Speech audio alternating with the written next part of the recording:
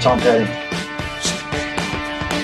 You used to talk about him all the time. Even before this happened, you were like, yeah, when I used to work with Tom this Petty. guy was my hero. And I was like, for me, I'm dating myself, not really, but well, like I said, Tom Petty was like free falling. My Tom Petty was way before that. Before that, when I was in diapers? No. Yeah. Well, the scary. This is the scary part. Damn, scary part.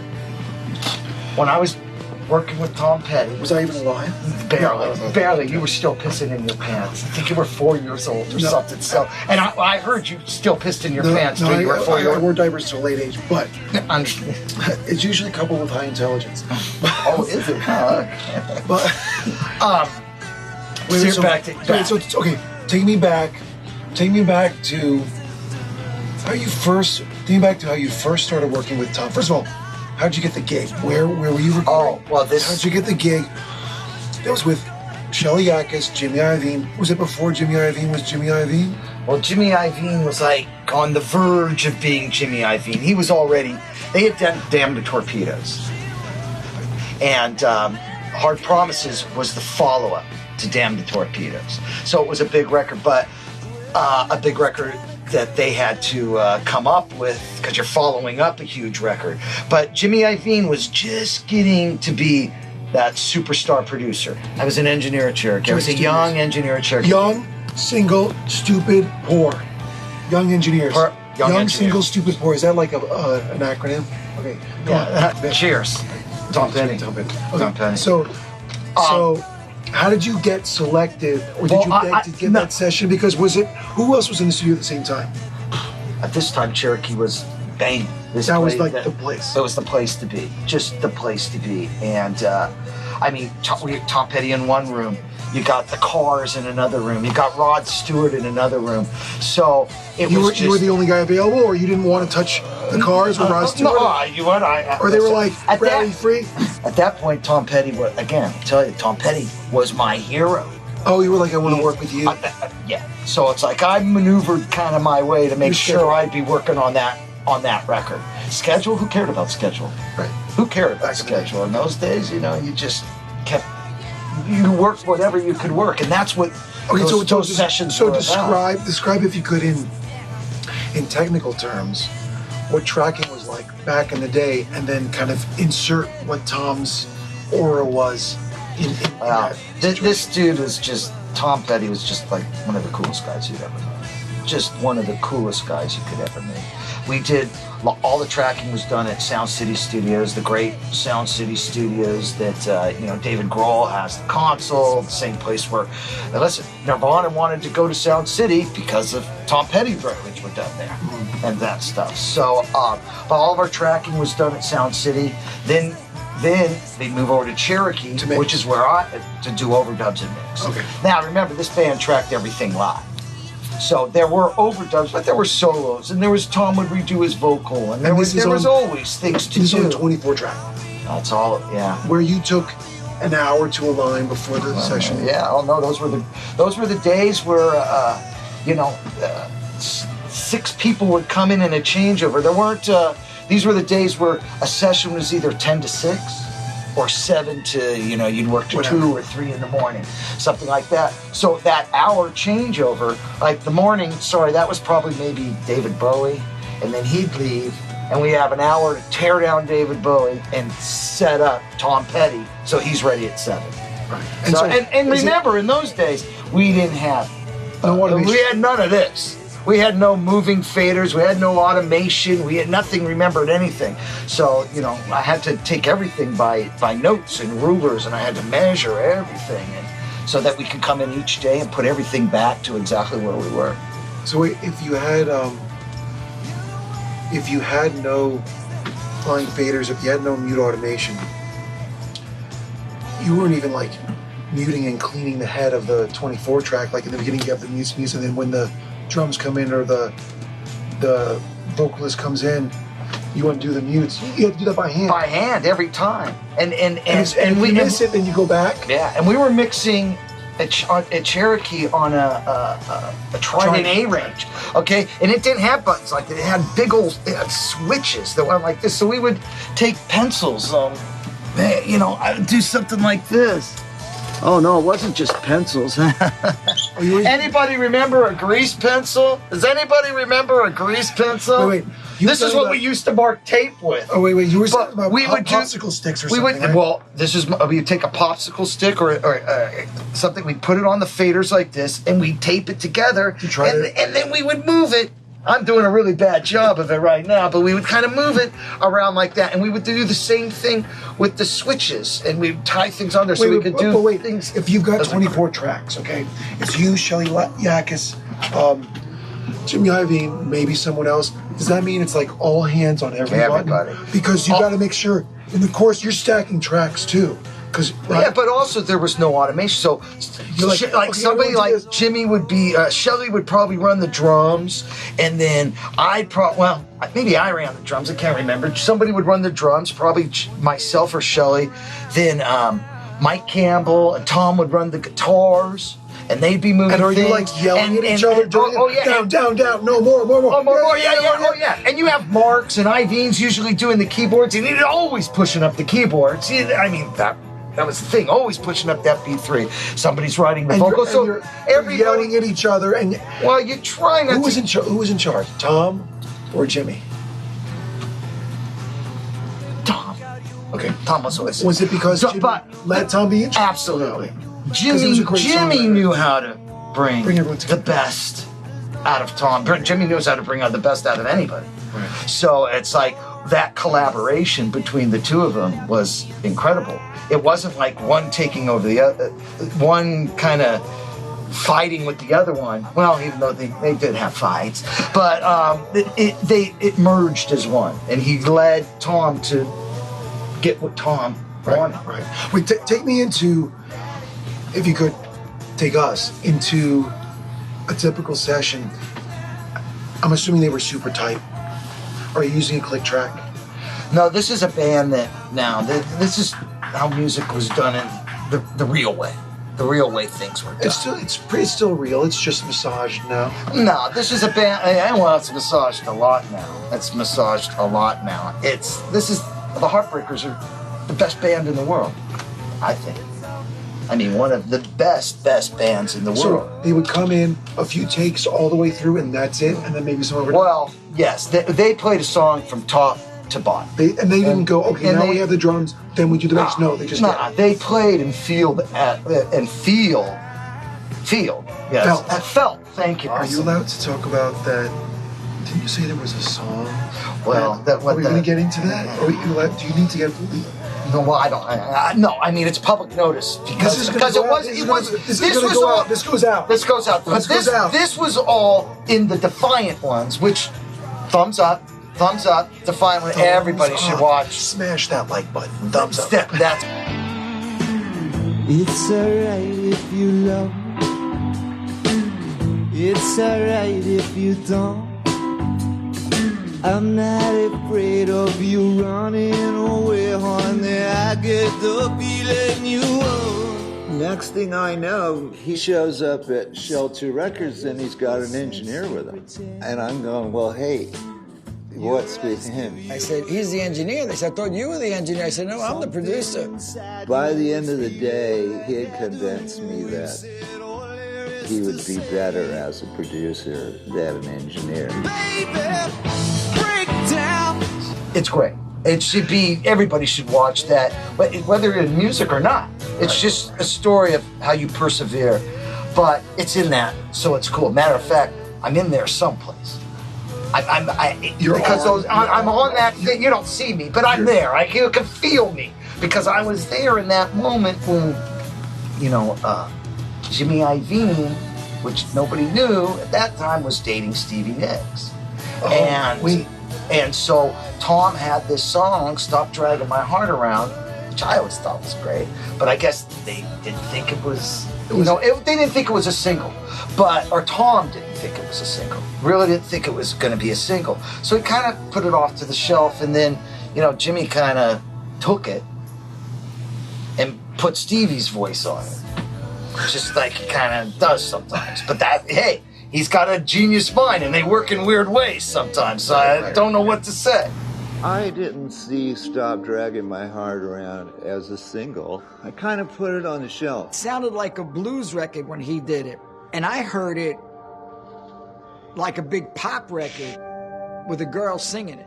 Jimmy says, if I were you, I would take this amazing gift from Tom Petty and put it on your damn album because you don't have a single. Next thing I know, he rolls in and says, hey, I got something I gotta play you. And he plays me Stop Dragging My Heart Around, the same track with her singing. Jimmy, you just took the song? All of a sudden, it's her song.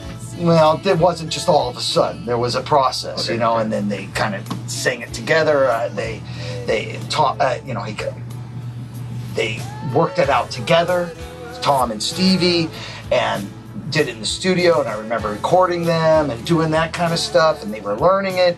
And I guess, you know, it eventually, the song went to Stevie, and it ended up being a smash. Mega hit.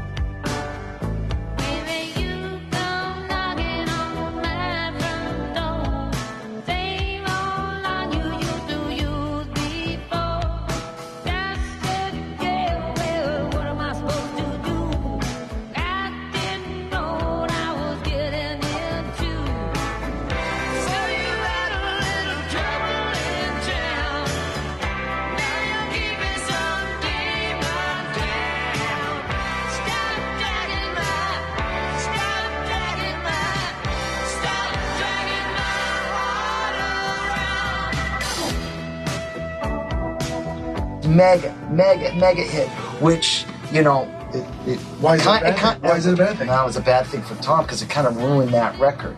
It ruined that record a lot. Why would it ruin? Because what happened was that record came out, Stop Dragging My Heart Around, #1 record.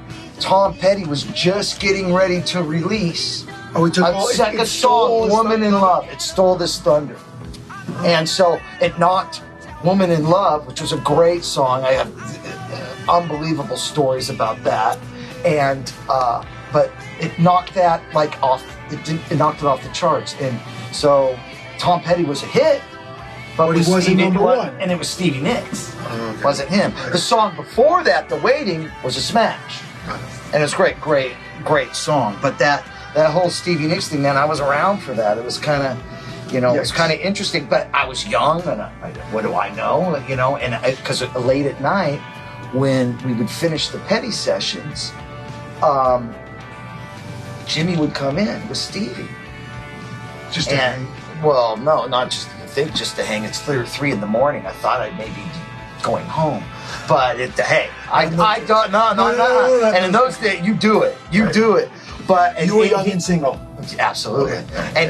And Jimmy would say, "Do me a favor, stay with Stevie all night and record her as she's writing on the piano.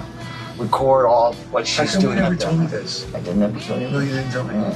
And that's where I heard her come up with The Edge of 17. Wait, stop. Brad Gilderman was present when Stevie Nicks came up with that. I heard it. I mean, I don't know if that was the first time that she did it, but I mean, that's like I heard her kind of figuring it out, working out. But it was incredible.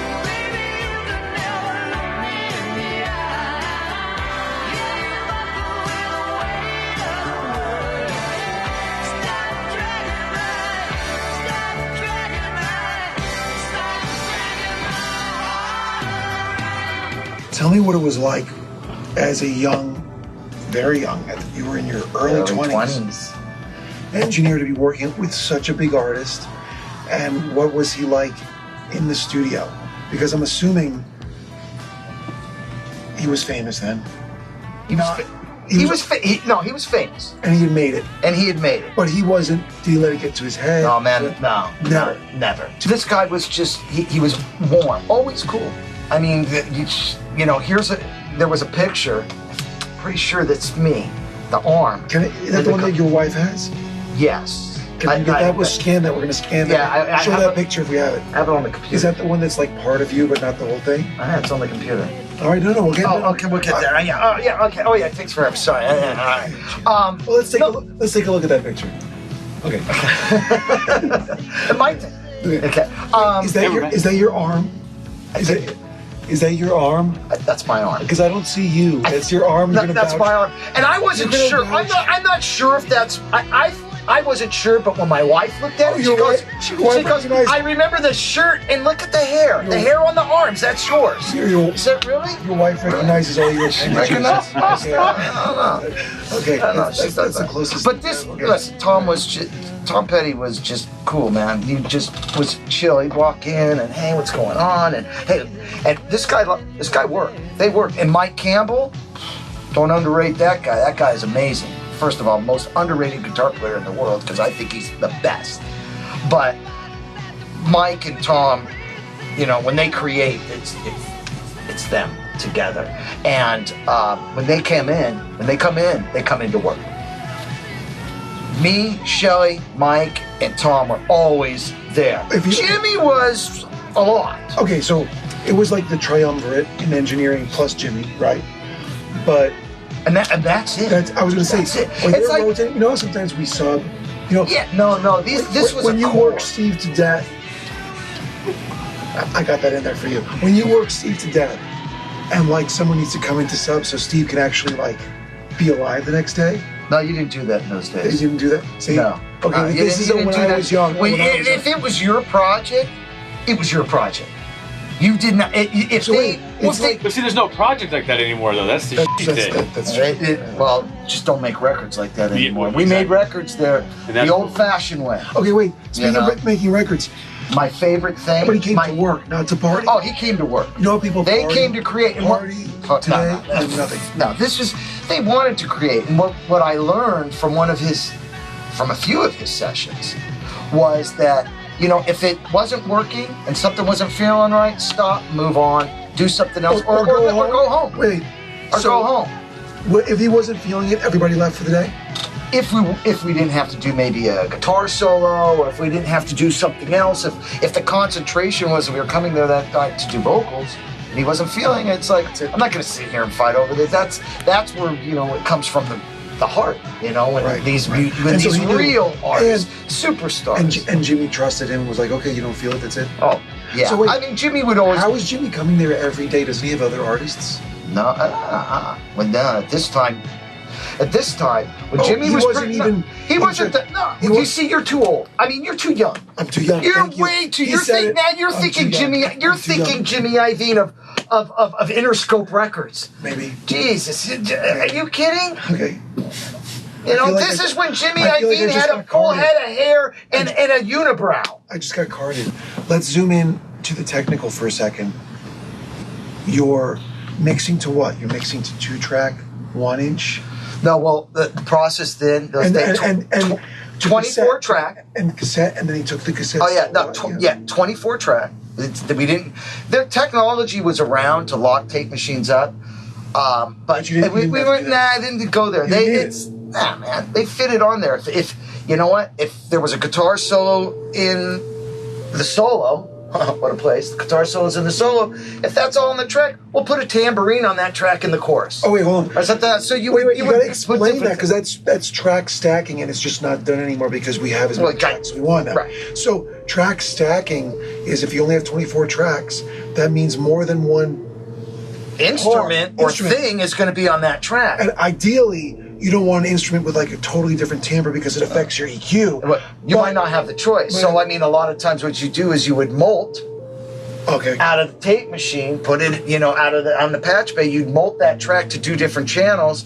And, when it's the guitar solo, make sure the guitar solo's on. When it's the tambourine, make sure the tambourine's on a different channel. Now, again, somebody manually has to do this because... That's why they're yelling at you, go. Well, like I said, you learn your part, you do a performance. Right. And that's how it was. So we would do 24 stacking tracks. You have more than 24 parts potentially. Yeah. More than 24 discrete parts, but 24 literal tracks on a reel-to-reel. Right. Huge reels, and that's all it was. Right. So we would do that. We'd mix into the console, and like I said, we were mixing on a Trident A range, and we mixing mixed to a half ATR, half inch ATR 102 before Studer. Well, Studer's around, but ATRs were the ones, and then at those times it was it the ferrite heads or the regular heads? So I remember we were recording to two different machines. We were recording the one ATR with the ferrite heads and another ATR with the regular heads, so that we can A/B them later and decide which one's which. You know, I mean, okay, but are you also recording to cassette? Oh well, what like happened? And at the same time, you got a bunch of tape machines for delay and that stuff. Because remember, again, no boxes. There's no digital box. There's no digital box. You had one. You want a delay? Wait, wasn't that Eventide one? Oh, there was, yeah, Eventide. The first Eventide one that was like a house. It was like this. Yeah, it was a house, and I think you got a whopping like 500 milliseconds.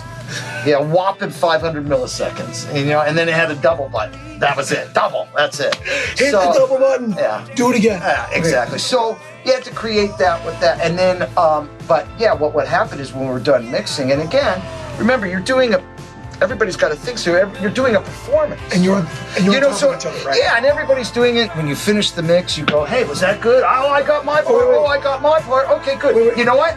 Save it. Let's do another one. Then you get down. So you have, how many different mix prints would you do? 10, 15. Of each song? Of each song. On a reel. And there's no way, here's the thing.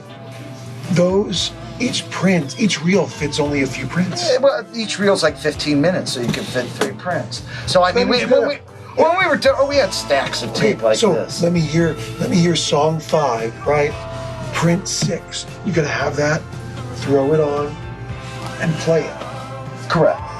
But what happened is I take all when we finished mixing, I take all of those. This was my job, was to take all of those passes. So figure 10 songs, 10 songs, and 10 to 15 passes each one. Wait, when everyone went home? Oh, of course. Yeah. No, believe me, they didn't wait around to listen to 10 songs, 10 times. Right. So, but I put that all on cassettes and on cassettes and labeled and stuff like that, and I give those to Tom, and then Tom flies away, goes to Hawaii to listen, and listens, and then he lets you or mastering know which one. Yeah, then he'll come back and go, hey, I liked the first verse of this one and the second verse of this one. That song, hey man, take 3 was great. That one, let's take the first verse of 3 and put it with 10, and and chop it up like that. When was it done? So that was his version of comping. Yeah, and it was really not. Remember, the performance and everything else was all the same. It was really more of the performance of the mix. Right, you got to play it again. You got to put of what you feel, because you might put your fader to the mark and do it, but did you feel it exactly right? Did you move it? Maybe you went a little more. Maybe you went a little less. Oh, and here's the weird thing. I don't know if anyone under 40 can conceptualize this, because we mix on computer with the help of computers now. But let's say you got everything right, except there's a little blip where you forgot to unmute. You forgot to unmute a word or something like that. Everything else is perfect. You leave it. You leave it? I was gonna say, you'll never get it again. You can't just fix that and just grab your trim and fix that and grab your mute. You gotta do the whole thing over again and pray you got it. It's a different world. So there was an edit I once did on a different record, and the intro was too long, so we had to cut the intro in half. Cut it with a razor blade, a real razor blade. I had to use one of these markers. I've done that. Wait, I've done that. You know what? Is that DJ? Is that DJ? No?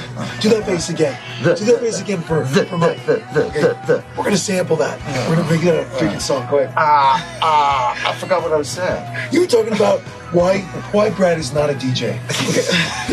The intro was too long, and there were claps and it was clap. And I did an edit and it was wrong, and I played it and they were like, which was really Wait, when you get it wrong, tell them what happens. Clap. And I said, oh man, I really f***ed that edit. No, but Give me a chip.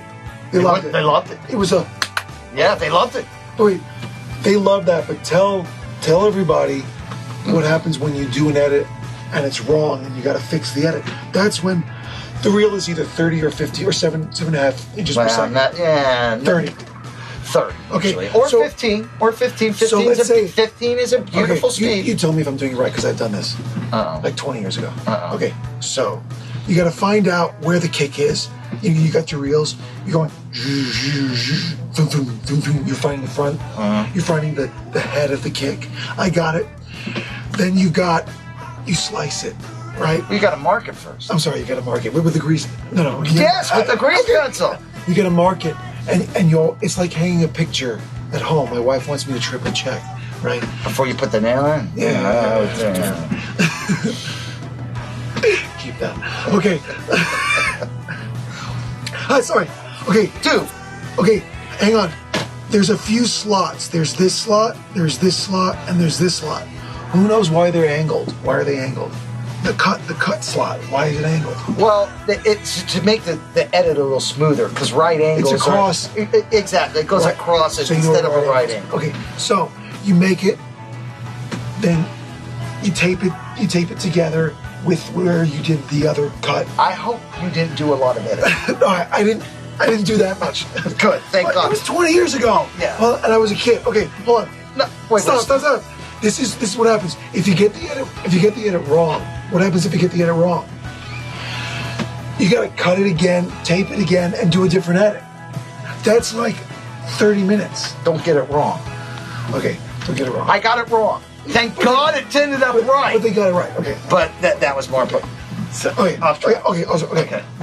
Let's go back. Didn't you say that there was a song that you totally screwed up, but it's actually like a song that Tom Petty sang that no one's heard that's like a Brad Gilderman, something like that? Oh. Brad Gilderman song. This is true. This is true. And this is a story. This is a true story. And then my heart's breaking. But this is a true story. We after we finished Hard Promises, the whole record, and everything was all done, and everything was finished. Did you get tipped, by the way, from Cherokee?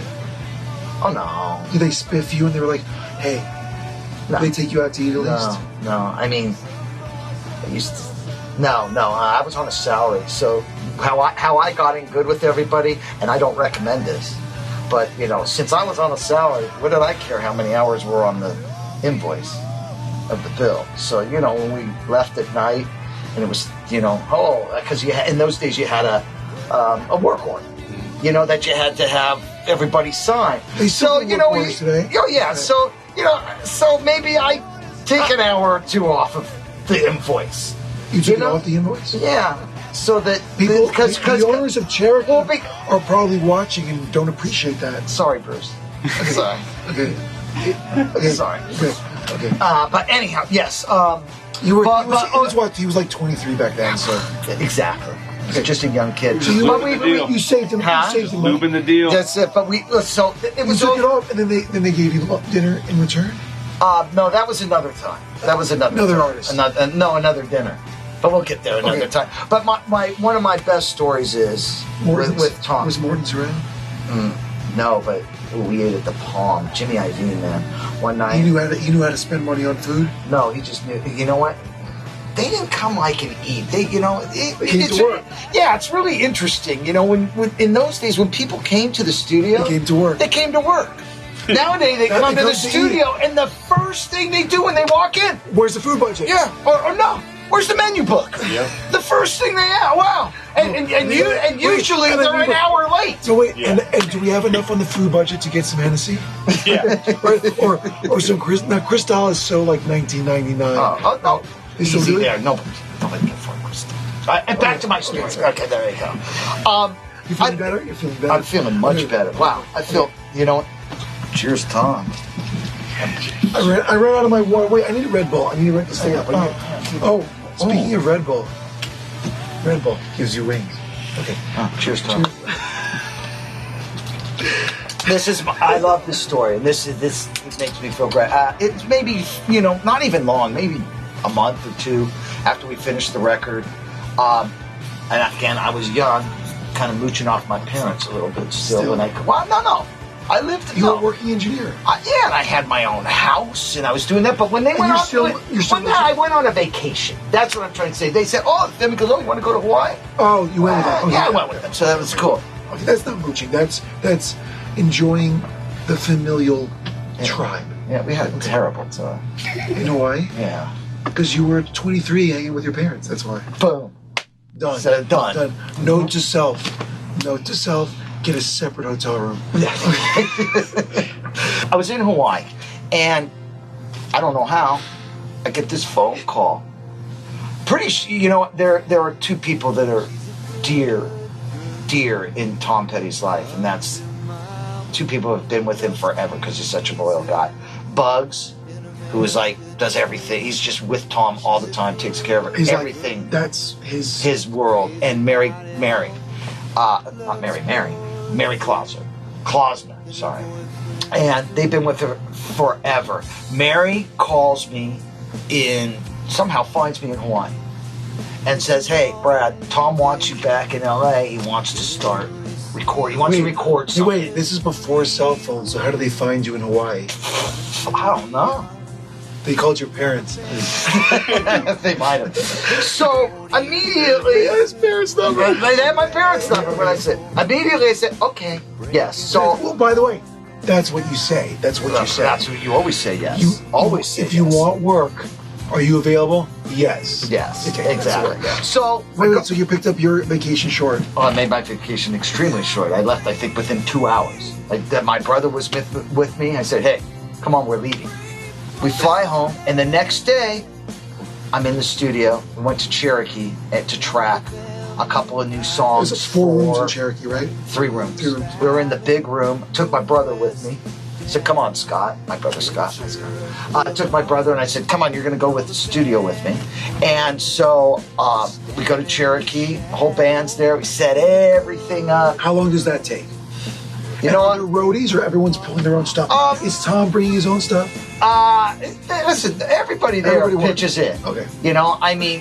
Is everybody carrying big cases? No, but there are, there's help all over the place. There's, we have runners and at the studio, and we've got, the band has 1 or 2 roadies that is around to help move around stuff. Bugs was always in control of the guitars. So we set up. And I'm kind of getting sounds, and I'm getting everything going. Not on this console, but I'm kind of getting sounds, getting everything going. And in those days, you didn't have the elaborate headphone systems either that everybody can, have as a 16-channel mixer, and you can mix your own stuff. They got basically a stereo mix. Okay, so in their headphones, maybe you gave them 2 stereo mixes, or if you had enough. So the bassists can't jack up the drums. Yeah, they gotta work together. They got one headphone. They got one headphone mix. So I go, "Hey, you guys, just for right now to check your headphones, why don't you just play a little bit together?" Okay, here comes the story. This is gonna be crazy. And then the next thing I know, they start playing this song called "The Braddish Boy," and he's singing about me. Do you have a copy of it? Yeah, but I was a young engineer. I was good. But I was a young engineer, so as I was getting the sounds and listening to it, I'm getting sounds and I'm kind of hearing this song, but then also, oh my God, you're singing about me. But I got to do my job, and so I'll keep going. But a 2-track. I forgot to have a 2-track running, and I wasn't running the multi-track because tape was expensive. That's right. And all I was doing was just getting a headphone balance. Right. They weren't playing any songs or anything. So I got part of the song, and I started soloing because I was getting so much. There's like an accidental drum solo in the middle of the song. Yeah, who knows? But I got pieces of it. Can I put that? Yeah. We're gonna listen to that, good. Okay. And then there was another song that. Wait, so that's, I have to remember. This is bad because I can't remember. He's just messing with you. Tom's messing with you, and they're getting levels, and they're calling it the Brad Gilderman song. They call it the Bradish Boy, and he just makes up lyrics and makes up stuff right on the spot. It was awesome. Oh, it was amazing. That's awesome. Yeah, I transferred it to digital. Yeah. And I want to say for 30, God, because when I was with him, it's like, I'm early 80s. I'm going to play that. I mean, that sucker was on a cassette for years until I kind of found it again, transferred it over. For you. We found it. We found it on a random spot in storage, and then it got brought here, and then it got lost again, and then we found it again, just randomly sitting somewhere. Like, oh shit, maybe we should transfer these. And we went through and transferred all the dads. Did you get lost with all those Idol archives that I've been asking you about? No, you can't find those. Those binders. Yeah. And there was what's cool was this is another song. I think it's called Change. This is that I recorded the demo version of it, and then I guess it ended up being used, or I don't know if it was used and recut. So are you saying you have an unreleased demo of that song? Yes. At a record label you might be hearing from legal if I put this on YouTube? Well, we'll just be careful with it. Can I put that one part of it? Like less than 8 measures. Well, yeah. Yes, you do! Fair use. Okay. Fair use. Were you surprised when he called you in Hawaii and was like, I want to do it on a record? That's flattering, right?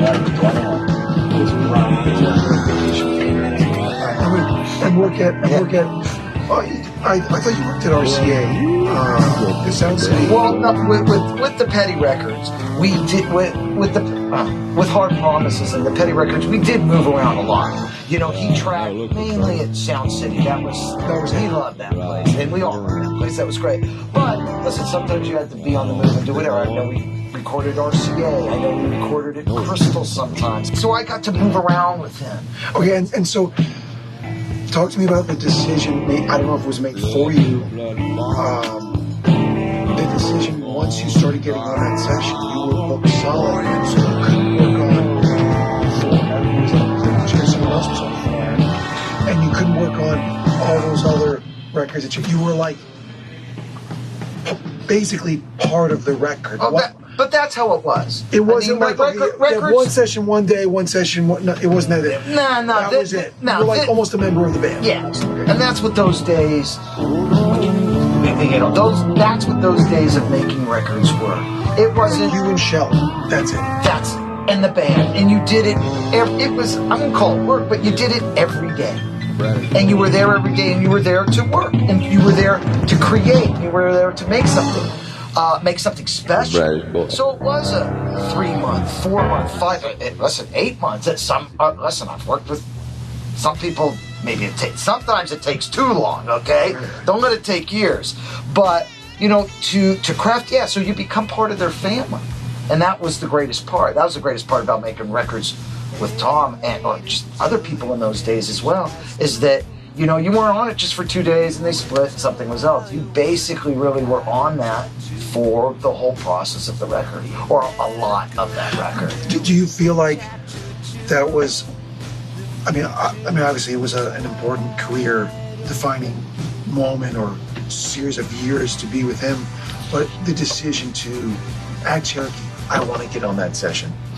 Like, do you feel like that changed a lot for you? Oh, absolutely. And I think just working on the records got me a lot of recognition.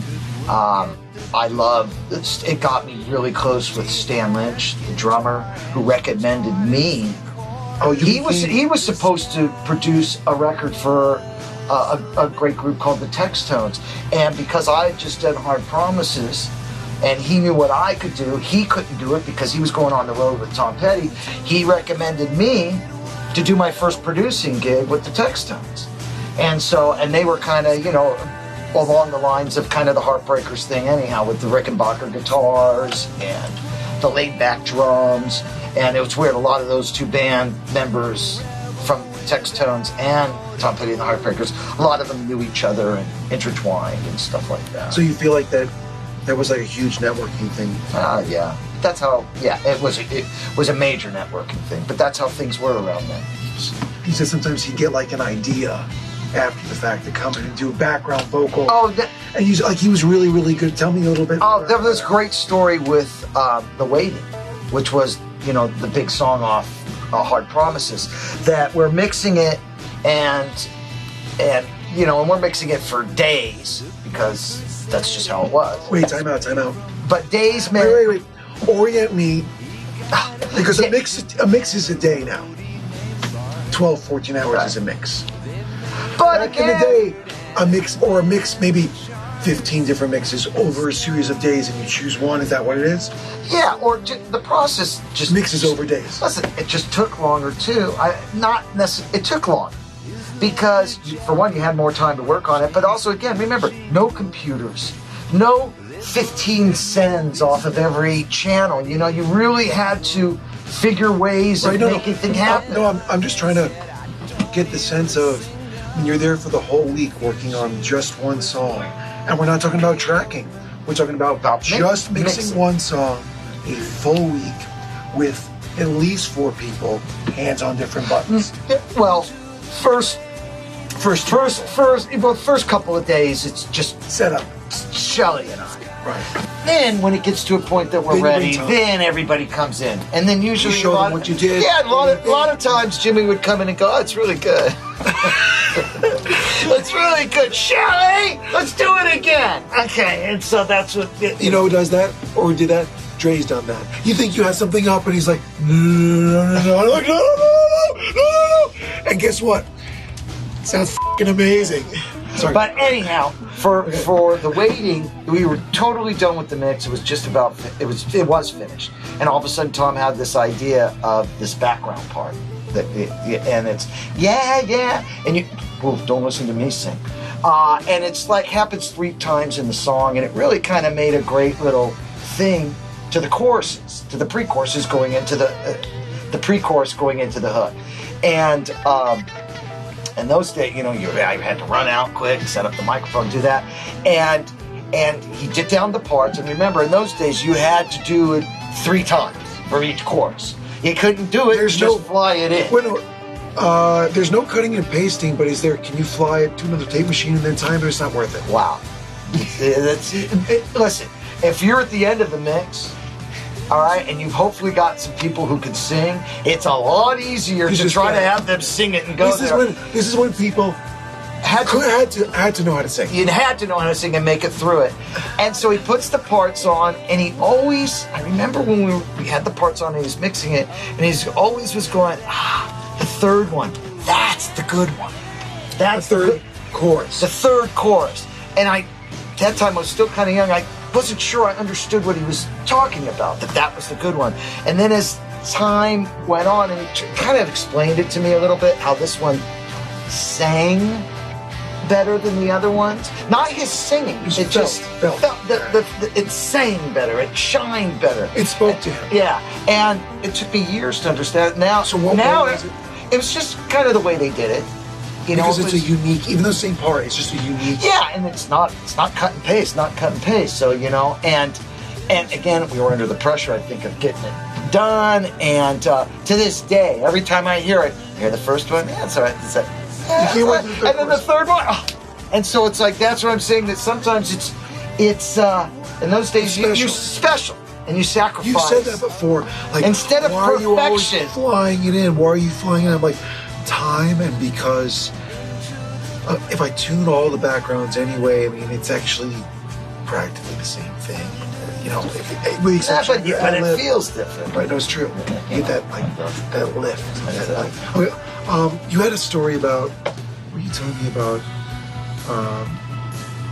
You were messing with a snare because everyone was always tweaky about reverb. Everyone was so tweaky. Like, go easy on the reverb. This is before gated reverbs, right? Yeah, this was like, no. Oh, gated reverb. There was no such thing as gated reverb then. Were there even any gates? There were gates. You had not drummer gates. You had, what were they, Aphex gates? Or, I'm not sure if drummer, I think they were Aphex gates. I mean, there wasn't a lot of stuff. When you got into a room in those days, you got a chamber and a tape machine. That's what you got. And you got that big old Eventide that goes 500 milliseconds. Note to everyone, that rails on D-Verb. D-Verb is better than everything that he had for that record. Well, no. Okay, I take that back. Take that back. Those that are back. real chambers. Hello, analog reel. I meant the choices. All right.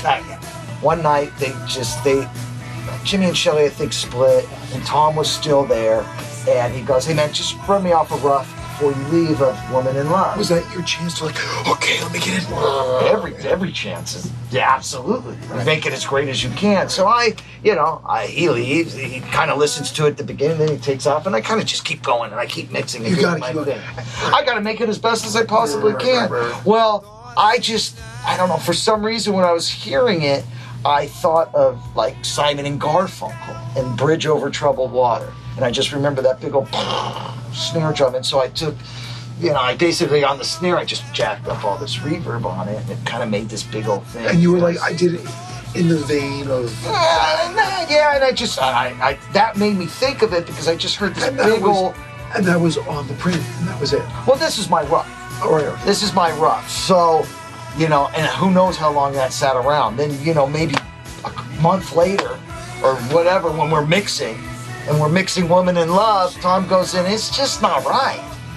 It's just not right. And he pulls out my rough mix from whatever. He goes, how come we can't have it like kind of sound like this without that thing? And I'm like, oh, jeez.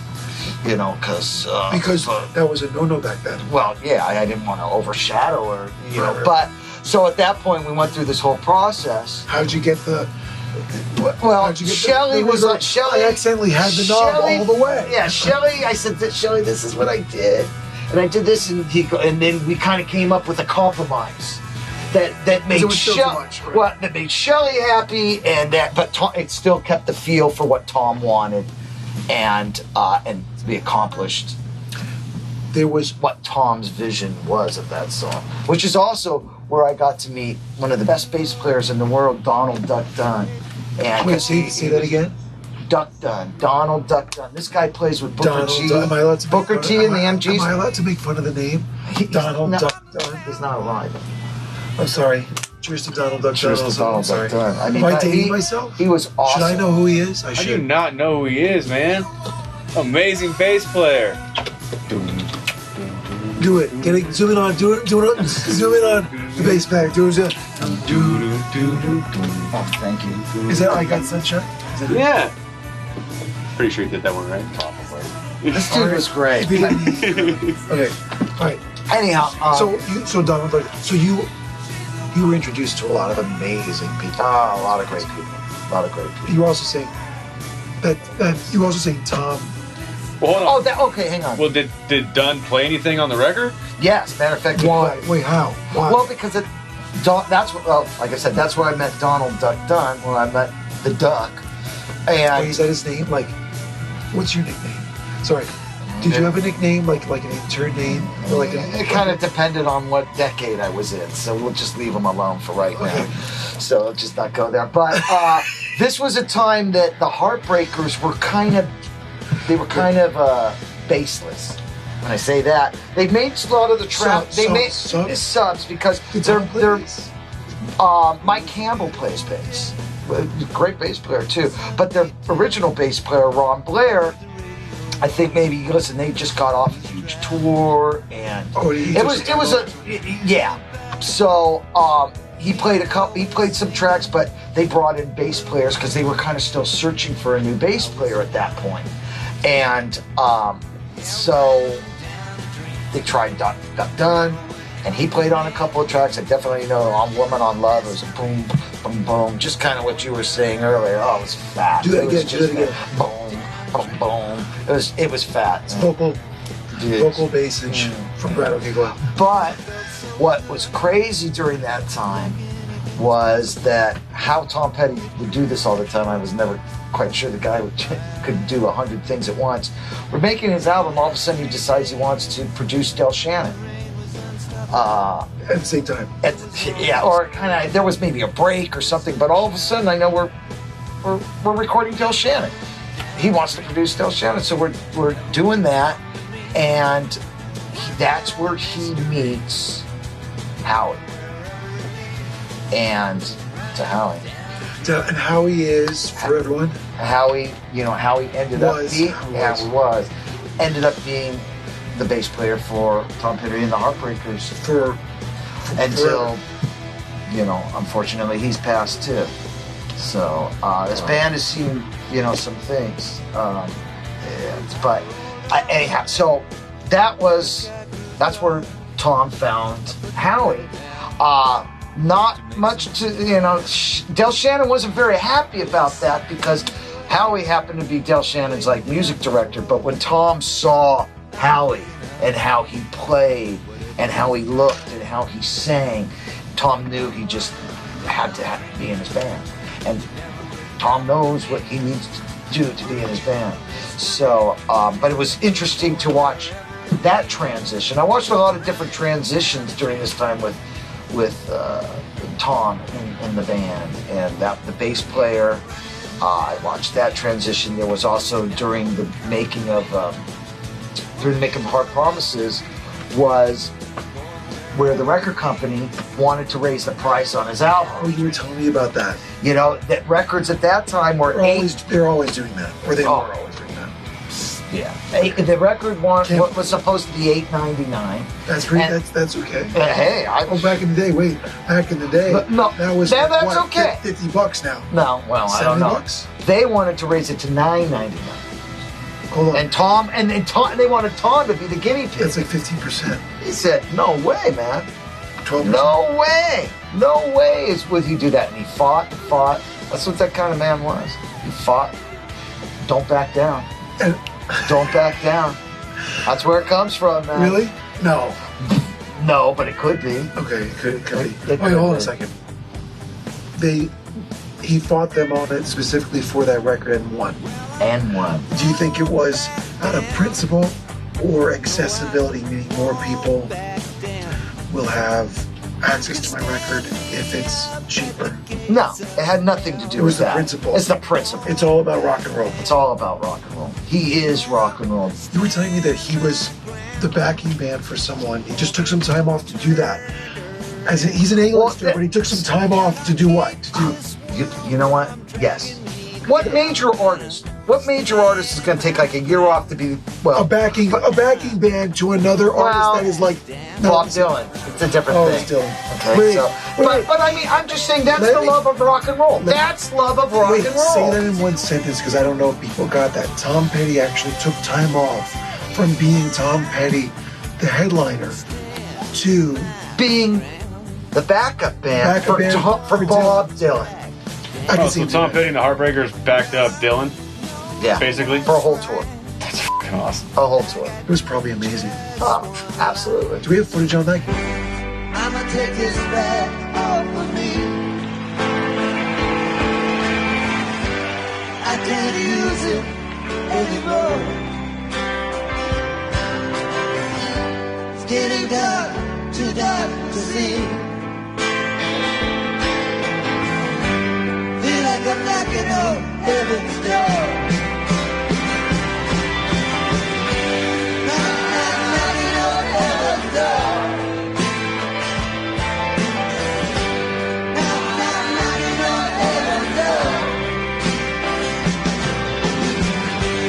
Knocking on heaven's door.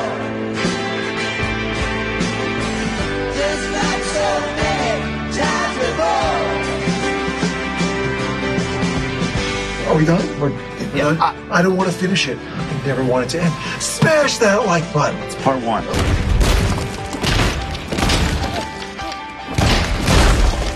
Okay, that's part one. This is part one. This is part one. Smash that like button. Wait, there's no like button. Smash that subscribe. Thumbs up. Thumb it up, baby. Okay, I'm not going to. No, it was. Okay, let's go back to how. Oh, what is that? Thumb it up, friend. Am I ruining it? Keep that. Am I ruining it? Come on, they like this stuff. Smash that like button like you mean it. The voices started to go. I'm sorry. I was up all night editing. You guys know what I mean, all you late night editors.